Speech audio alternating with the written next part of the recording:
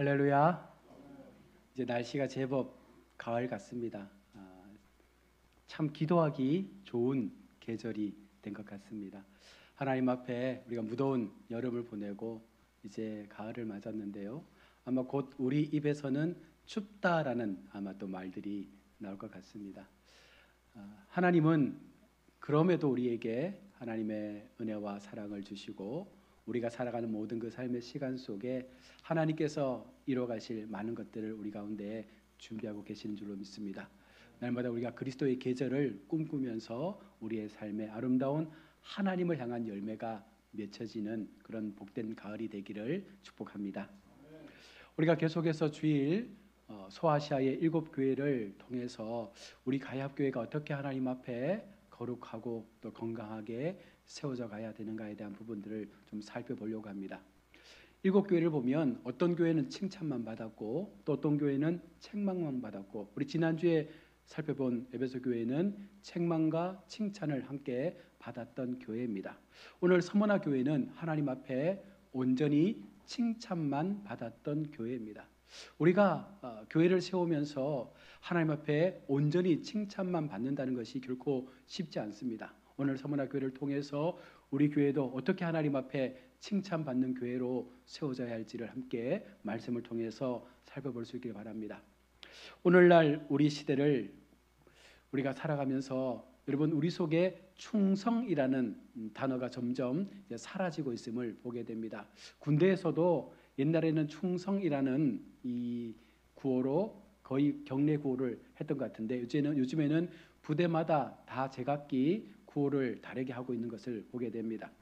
여러분, 우리가 충성한다라는 것은 내가 맡은 일에 대하여 최선을 다해서 그것을 목숨 걸고 지켜내는 것이 충성한다는 말씀이죠. 가정이든 직장이든 우리의 삶이든 우리가 그 일에 최선을 다해서 목숨과도 같은 마음을 가지고 섬기며 세우는 것이 바로 충성된 자의 모습이기도 합니다. 이것은 여러분 인간관계에서도 나타나게 되고 우리 교회 생활 속에서도 나타나게 됩니다. 그런데 요즘 보십시오.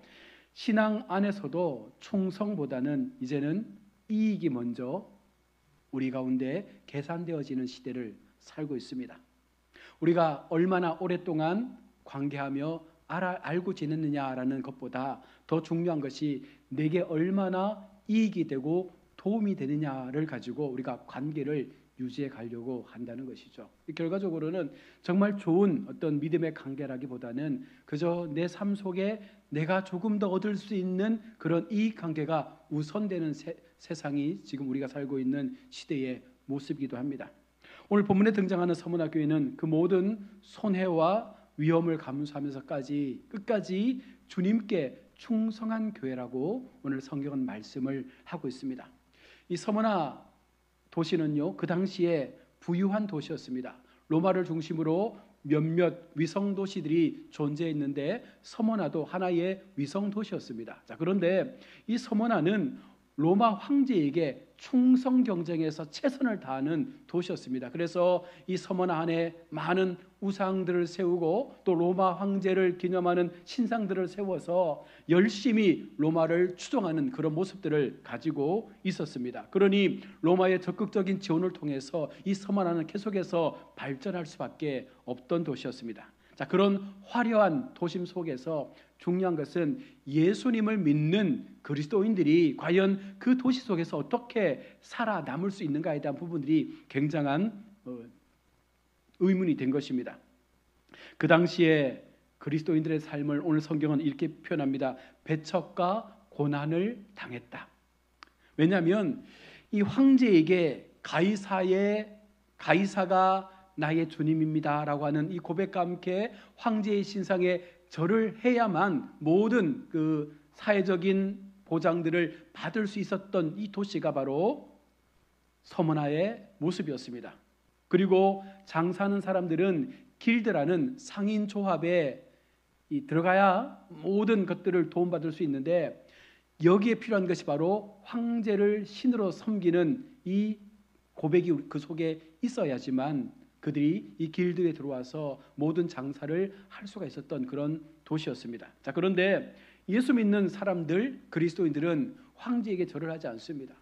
교회 속에서 철저하게 믿음을 지키며 그들은 그들의 삶을 지켜내고 있는 것입니다. 그러니 얼마나 그들의 삶이 힘들고 어려웠겠습니까?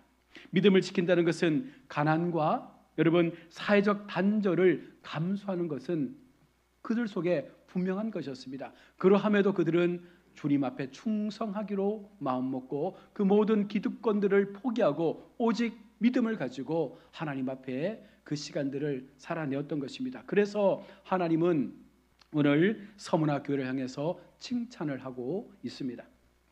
여러분 놀라운 것은 주님께서 서문화 교회를 향해서 단 한마디의 책망도 없이 온전히 칭찬하며 교회를 우리 가운데 지금 모델로 세우고 있는 것입니다. 왜 그렇습니까?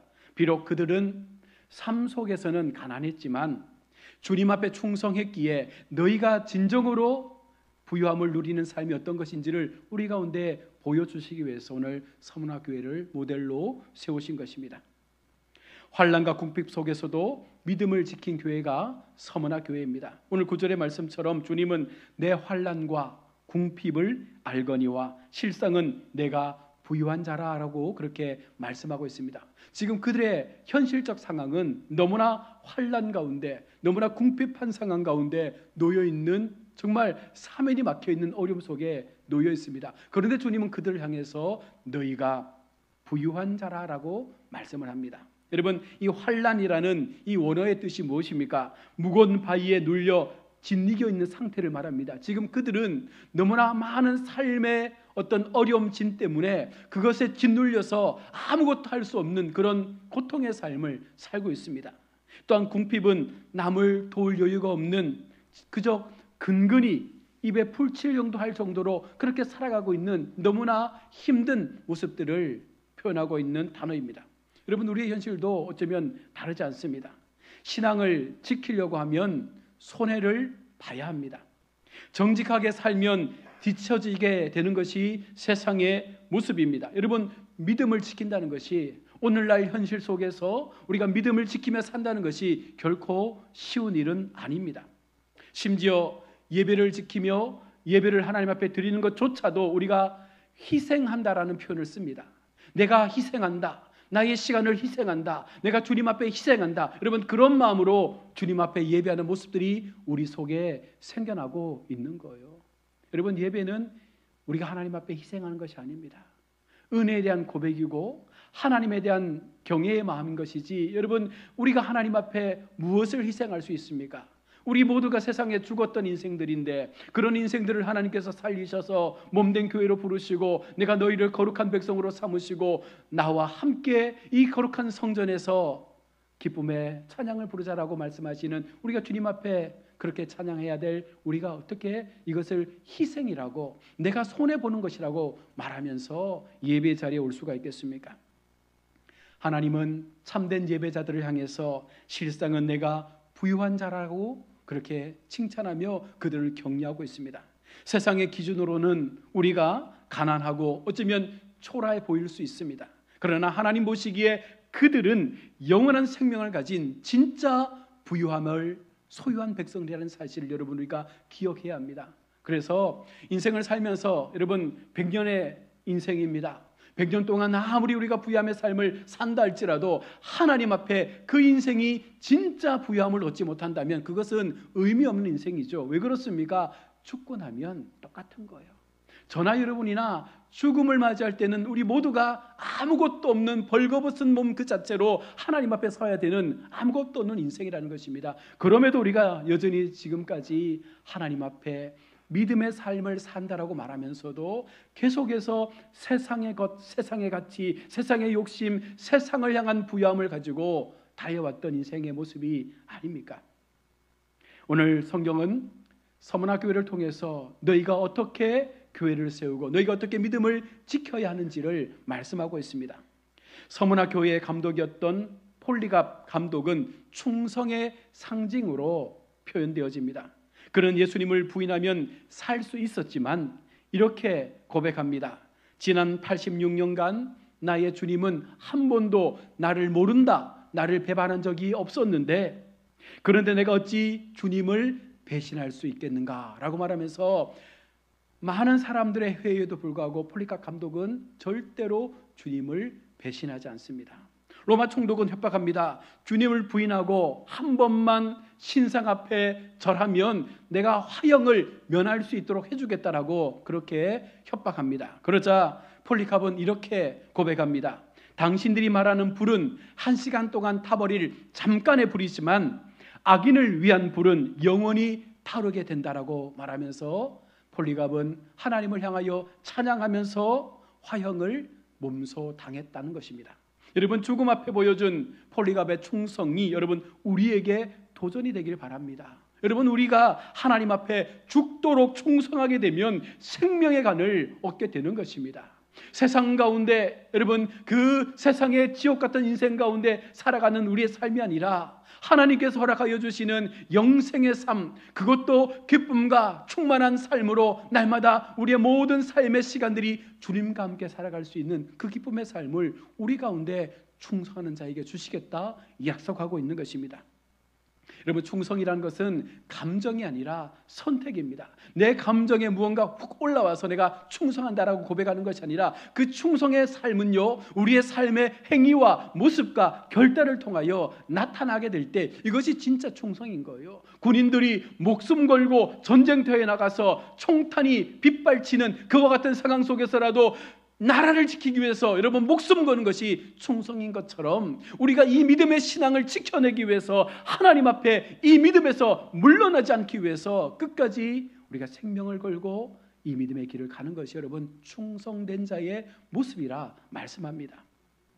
오늘날 우리의 신앙은 너무나 기분에 좌우되지 않습니까? 기분 좋을 때는 예배합니다. 기분 좋을 때는 봉사할 수 있습니다. 기분 좋을 때는 내게 유익이 될 때는 하나님 앞에 뭐든지 다 할 수 있다라고 이야기합니다. 그러나 기분이 상하고 관계가 틀어지면 어느 순간부터 우리는 하나님이 보이지 않습니다. 교회가 보이지 않습니다. 나의 기분만 보이는 거예요. 나의 감정만 보이는 거예요. 여러분, 그것을 우리가 하나님 앞에 믿음이라 말할 수 있겠습니까? 그것을 하나님 앞에 충성된 삶이라 말할 수 있겠습니까? 진짜 충성은 상황에 따른 감정이 아니라 여러분 믿음에 근거한 선택을 통해서 내 삶의 모습에 상관없이 우리가 끝까지 하나님 앞에 온전한 신앙의 길을 걸어가는 그와 같은 삶의 모습이 진정한 충성된 자의 삶의 모습입니다. 주님은 서머나 성도들을 향해서 비록 가난과 역경 가운데 살아가지만 그들을 향해 두려워하지 말라라고 말씀합니다. 왜냐하면 그들에게 닥칠 이 환난과 시험은 잠깐의 시험이라는 것을 주님은 위로로 말씀하는 것입니다. 오늘 본문에 보시면 10일 동안 환난을 받으리라 라고 말씀합니다. 이것은 시간적으로 제한된 시험이 너희들 가운데 있을 것이라는 것을 말씀해 주는 내용인 것이죠. 즉 끝이 있는 고난이라는 거예요. 이 고난이 계속적으로 지속되는 것이 아니라 어느 순간 이 고난의 끝이 임하게 되면 지금까지 누리지 못했던 놀라운 주님의 영광과 그 은혜의 역사들이 우리의 삶 가운데 나타나게 됨을 말씀하는 것입니다. 여러분, 오늘 우리도 마찬가지입니다. 경제적인 어려움을 안고 있습니다. 인간관계의 오해와 직장에서의 불이익을 우리가 안고 살아갑니다. 믿음을 지키려 하다 보면 손해를 볼 때가 너무나 많습니다. 여러분, 그때마다 주님께서 우리 가운데 말씀하시는 거예요. 잠깐이다.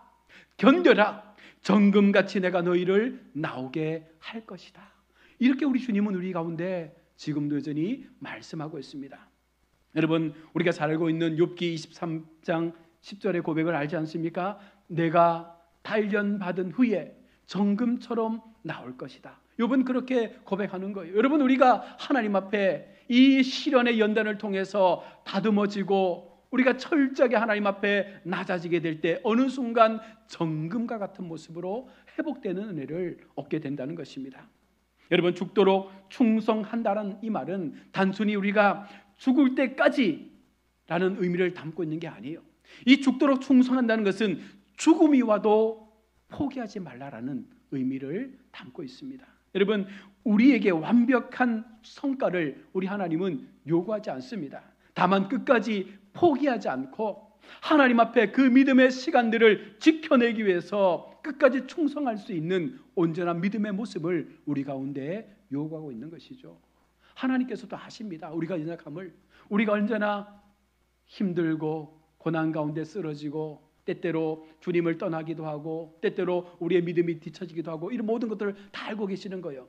그럼에도 하나님께서 그럼에도 너희가 포기하지 않으면, 너희가 끝까지 이 길에서 벗어나지 않으면 내가 너희의 그 충성됨을 보고 생명의 간을 줄 것이다 약속하고 있는 것입니다. 한국교회의 주기철 목사님도 신사참배를 거부하며 죽음의 길을 맞이했습니다. 그때 사모님이 남편에게 이렇게 말씀합니다. 목사님, 가정을 염려하지 마십시오. 한국교회의 미래가 목사님의 어깨에 달려 있습니다. 주의 길을 가십시오. 그리고는 주기철 목사님은 아내의 격려와 힘을 받고 죽을 줄 알지만 신사참배를 거부하고 그 생명을 하나님 앞에 드렸습니다. 선교의 본이 되어준 것입니다. 그의 피 흘림이 오늘 한국교회의 신앙을 세운 것입니다. 여러분, 우리가 교회를 지킨다는 것은 이만큼 각오해야 되는 거예요. 우리가 믿음을 지킨다는 것은 그만큼 우리의 삶 가운데 피 흘림의 각오를 가지고 하나님 앞에 나가야 합니다. 왜 그렇습니까? 마귀는 철저하게 우리를 무너뜨리려고 하기 때문입니다.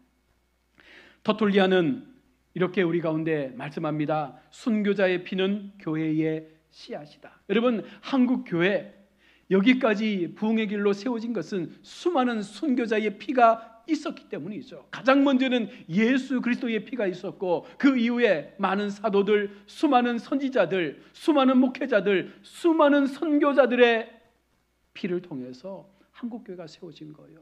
그런데 우리는 지금 그렇게 세워진 교회를 얼마나 지켜나가고 있습니까?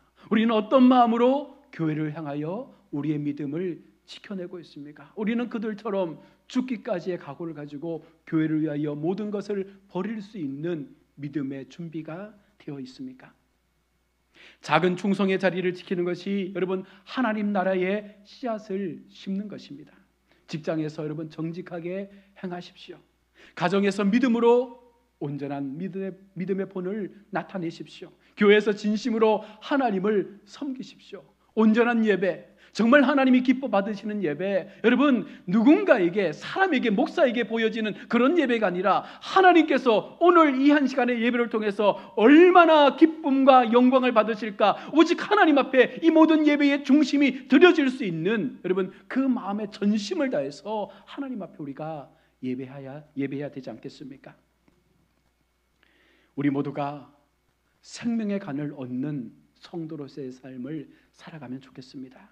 주님은 약속합니다. 죽도록 충성하라. 그리하면 내가 생명의 간을 내게 주리라. 여러분 어떤 것과도 비교할 수 없는 생명의 그 관을 우리 가운데 주시겠다 약속하고 있습니다. 여러분 이 간은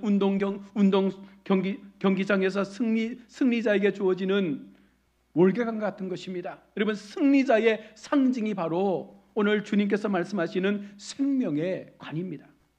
세상은 우리에게 어쩌면 상을 주지 않습니다. 그러나 주님은 믿음의 경주에서 그 믿음의 경주를 끝까지 지켜낸 자에게 생명의 간을 주시겠다 분명하게 약속하고 있습니다. 여러분 우리가 이것을 믿으면, 이것을 믿고 내게 주어질 그 생명의 영원함을 우리가 믿는다면 결단코 우리 세상 앞에 굴복하지 않습니다. 세상의 가치 앞에 우리의 믿음을 팔지 않습니다. 철저하게 하나님을 향한 예배의 자리에서 우리는 끝까지 하나님을 향하여 그 믿음의 삶을 살기 위하여 달려갈 것입니다. 또한 11절에서 말씀합니다. 이기는 자는 둘째 사망의 해를 받지 아니하리라. 첫째 사망은 우리 모든 사람들이 맞게 될 육체적인 죽음을 말씀합니다. 그리고 두 번째 사망은 영원한 불못에서 우리 주님의 재림의 그 심판을 말씀하는 것입니다. 그러나 여러분 주님께 충성한 자는 그 불못의 심판을 면하게 된다는 거예요. 모두가 지옥불에서 영원한 고통 속의 삶을 살아야 하지만 주님 앞에 충성하며 믿음을 지킨 자에게는 이 심판이 면제된다는 것입니다. 그들은 이미 영원한 생명에 참여한 자들이기 때문에 그와 같은 심판의 자리에 설 이유가 없다는 것입니다. 여러분 오늘 이 말씀을 우리의 삶으로 가져오십시오. 신앙의 중심을 다시 한번 여러분 점검하시길 바랍니다. 충성은 사람에게 하는 게 아니에요. 목사에게 여러분 잘 보려고 교회 열심히 다니는 것 아니지 않습니까? 오직 하나님을 위해서, 오직 하나님의 영광을 위해서, 오직 하나님 앞에 내 삶을 드리는 것이 참된 믿음의 충성인 줄로 믿습니다. 고난 앞에서도 여러분 믿음을 포기하지 마십시오. 여러분 예수 믿는다고 해서 고난이 사라진다 말하지 않습니다. 어쩌면 예수 믿기 때문에 더 많은 고난이 우리 가운데 놓일 수도 있는 것입니다. 그럴 때마다 여러분 하나님을 바라보시고 믿음의 기도를 통해서 이 고난을 이겨낼 수 있는 힘과 능력을 달라라고 여러분 기도할 때 여러분 우리가 그 고난을 견딜 수 있는 거예요. 그렇지 못하면 우리는 수시로 넘어지고 수시로 포기하고 수시로 교회를 떠나고 수시로 주님을 모른다라고 말하는 그런 신앙의 모습들을 갖게 될 것입니다. 시험은 잠깐입니다. 여러분 정금과 같이 믿음으로 나올 때가 반드시 우리 가운데 주님께서 허락해 주실 것입니다. 그러므로 작은 일에 여러분 충성하십시오. 내게 맡겨진 그 모든 일들 여러분 그것이 크다 작다를 떠나서 내게 주어진 믿음의 그 모든 일들 앞에 여러분 충성하는 마음을 가지고 섬기고 그 자리를 지키다 보면 어느 순간 하나님께서 우리를 정금처럼 빛나게 세우실 그때를 반드시 준비해 주실 것입니다. 하나님은 작은 충성을 통해 큰 믿음을 보시지 않습니까? 누가복음 16장 10절에 지극히 작은 자에게 충성한 자는 큰 것에도 충성할 것이라. 그러니 여러분 교회는 직분을 넘어서 어떤 그 사명의 그 범위를 넘어서 내가 지금 무엇을 하고 있는가? 내가 지금 주님 앞에 교회를 위해서 이 작은 일 하나까지라도 얼마나 충성스럽게 행하고 있는가? 여러분 그것이 정말 주님 앞에 기쁨의 삶이 되는 줄로 믿습니다.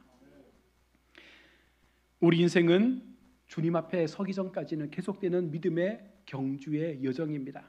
그래서 우리는 이 충성의 삶을 놓아서는 안 됩니다.